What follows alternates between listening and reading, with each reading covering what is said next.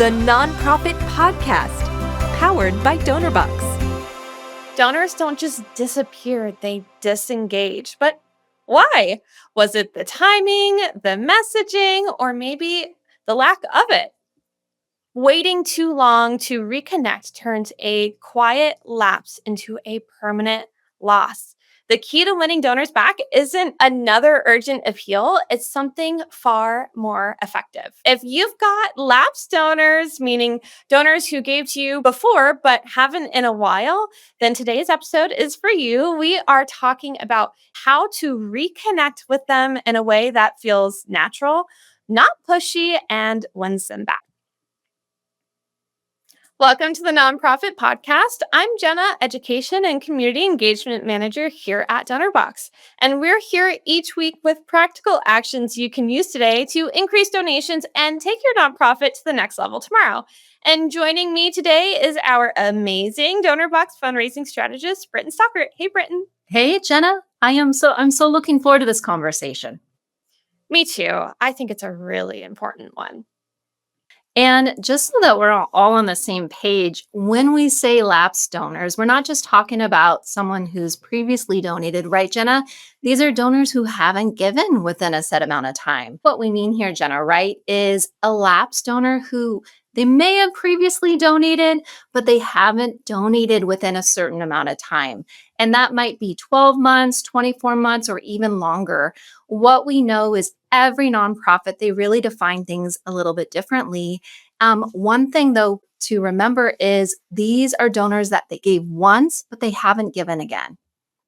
Yeah, exactly. Thank you for that clarification. And I think, though, the best part about this is that you have your foot in the door, right? That you know that they already care for your mission. These folks are already bought into what you do and why you do it. So re-engaging them should be easier than trying to find a brand new donor. And you don't have to convince them from scratch, right? You just need to remind them why they supported you in the first place. And that's why we're going to take this slow and steady today. We want to break down step by step so you've got some super simple, doable ways to get those donors back on board. So, Britt, I want to start with the big question. Where do you even start, right? If a nonprofit has a long list of lapsed donors, how do they prioritize who to contact first? Oh boy. Well, first things first, don't freak out when you see your list of lapsed donors. I'm going to spill some tea here. I serve on a working board here in Seattle. We finally just implemented our first CRM and we had a large number of lapsed donors. Let's just say not just a lot, like a lot. And we had a bit of a freak out moment, Jenna. First off, I can't believe that we had donors that have been with us for a long time. They've been supporting us, but they haven't been engaged. And so all to say, I get it. I'm guessing a lot of you listening in, you're there with small teams. You might be feeling the same way. And there's a sense of overwhelm with your list of lapsed donors. And you're juggling a million things. You got a lot to do. So if you're working without a CRM, don't freak out. Don't panic. You can still use, it might be a simple spreadsheet or even past donation records to figure out who to focus on first. We are all about a rule of three. Okay, number one, start with recency. Look at who gave in the last 1 to 2 years. They're going to be your best bets because they're still bought in, they're still invested to what you do. 2, identify big givers, anyone who gave a larger donation. For one organization, that might be over $500. For another, it might be $2,000. The key is prioritize your big givers in terms of who you're going to reach out to next. And 3, look at consistency. If someone has given smaller gifts throughout the year after year, they see the long-term value of your work. These folks matter just as much as your major donors. So I think one thing to remember here, even without a CRM, you can manually track this in a way that makes sense for you. Start small, don't freak out. Pick 5 to 10 donors and work from there. And don't stop there. Look at behaviors. I'm talking about psychographics. These are, and I'm talking to people who have CRMs. Psychographics are values, behaviors, and motivations. So Do your donors, do they prefer to donate to your in-person campaigns versus your online? What type of campaigns are they apt to support? Are they healthcare related? Are they education related? Use these tiny bits of intel to personalize how you're going to re-engage with your donors on a deeper level consistently throughout the year. Yeah, I think that makes a lot of sense. So you're personalizing your outreach and putting in the time and effort so that it's not just a big campaign to everybody who's lapsed, right? You are speaking specifically to them. And I say this probably every other podcast, but if you're talking to everybody, you're not talking to anybody, right? So find ways in which they are already engaging with your organization and play off of that when you are trying to re-engage them. I can't believe I'm saying this in March. I can't believe we're in March, first of all, but I want to look ahead for a second. Recapture donors dropped by 3.5% in 2023 in the giving season. And I haven't seen the 2024 stats yet, but I imagine it's pretty much the same. Yeah. And, that drop is not just a number. I think it's a sign of something larger. Donor retention, it's getting harder and it's going to continue that way, right? And the truth is, nonprofits, we have to start engaging donors before year end giving. Okay. Organizations that communicate year round, not just when they need it the most, see better retention. And the problem here is too many nonprofits, they're still relying on that one big appeal at year end giving.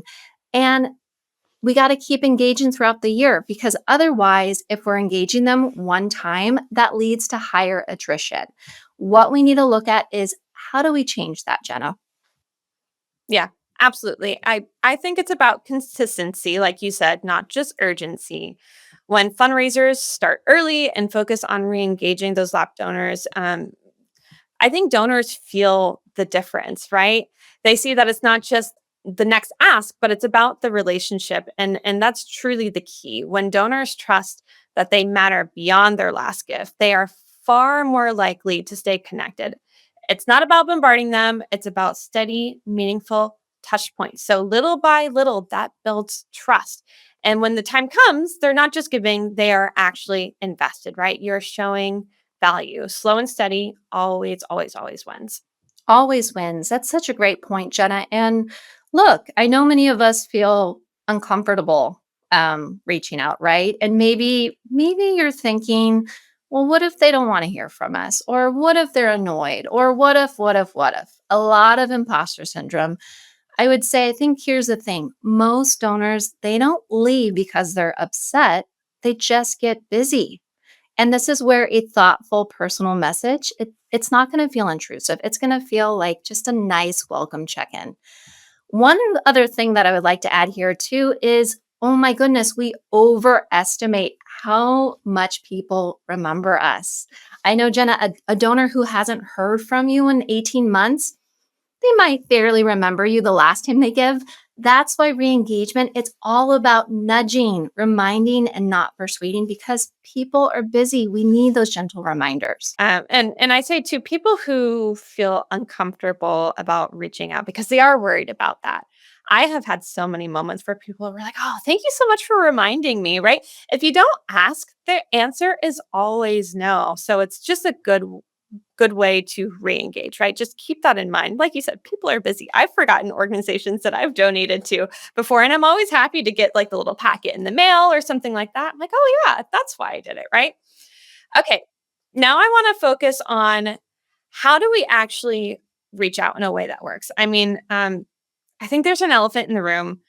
Things are different post COVID. I know COVID feels like so far away now, but it's still different. It feels so different. People are busier, definitely more stressed, and maybe even like a little skeptical. There are reports that show how many people actually trust nonprofits, and it's not a great percentage. So, how do we adapt in this world? Hmm. Well, I guess let me start here. I think we can all agree that 100% we're all exhausted. And that means that nonprofits really need to be intentional and we need to make engagement easy. So, first, why not do yourself a favor?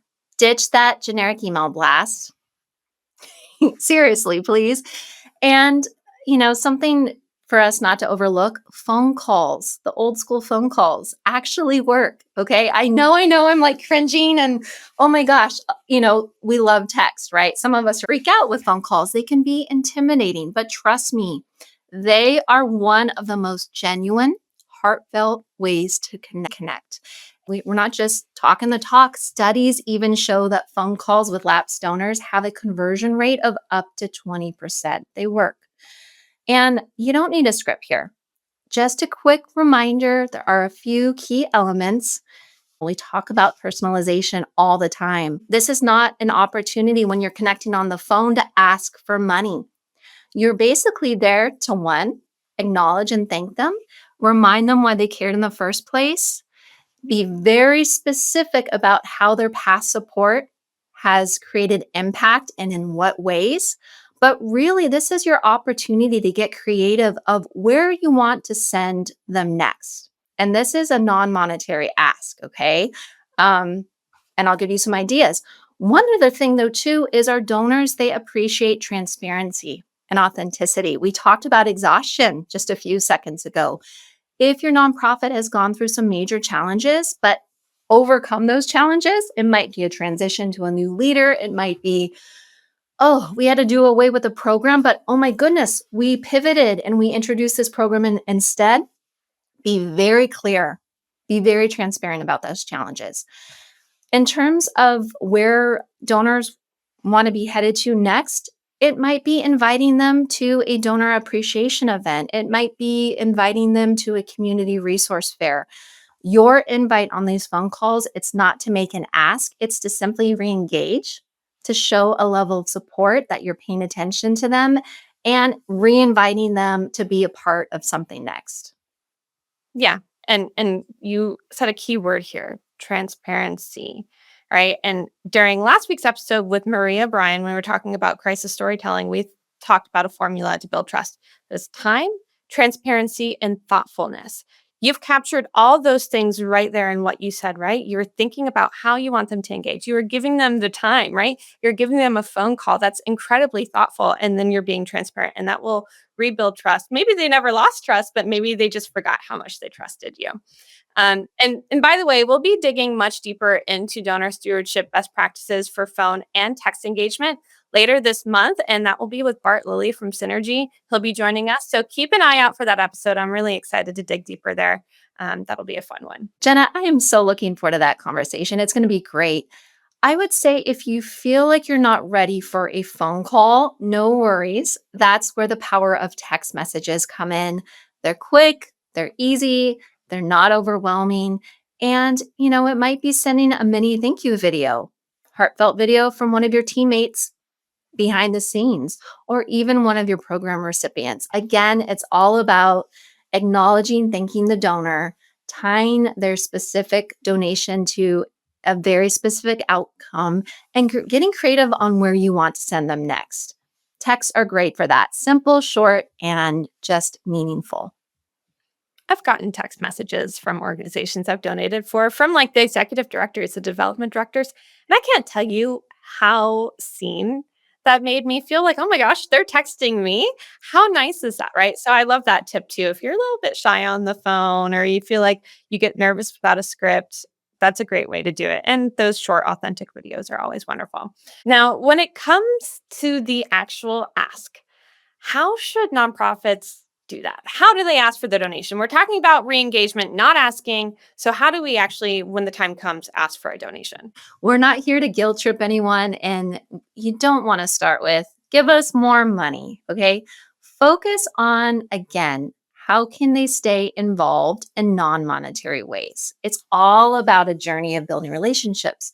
So instead of saying, hey, we need your donation now, it might be, hey, we're hosting a behind the scenes virtual event. We have some state legislators joining us. Why don't you stop by and see what we're all about? Or it might be, hey, we have a new program in mind. We're feeling it out with the community. We'd love your input. Can you take this quick 3-minute survey? It's all about getting creative in terms of calling in your supporters in non-monetary ways. You don't want to start with, hey, give us your money from the get-go.